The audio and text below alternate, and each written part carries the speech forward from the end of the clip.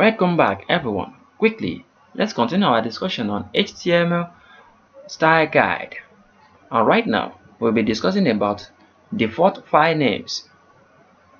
When a URL does not specify a file name at the end, like https www.top10strength.com, and it's having slash at the end without any file name, the server just adds a default file name such as index.html or index.htm or default.html or default.htm.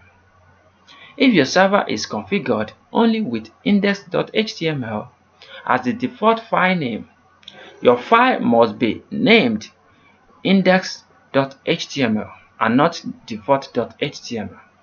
However, servers can be configured with more than one default file name. Usually, you can set up as many default file names as you want. Don't you forget that. That's what I want to show you right there.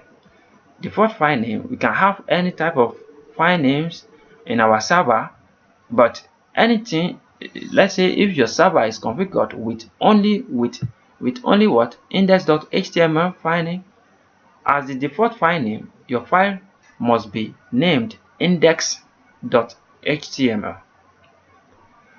and not default.html.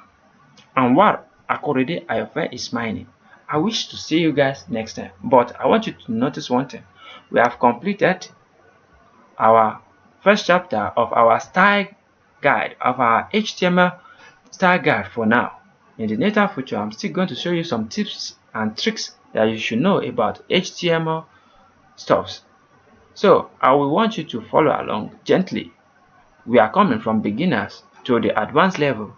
And what akorede ayofe is meant. I wish to see you guys next time. Have a great day. Thank you.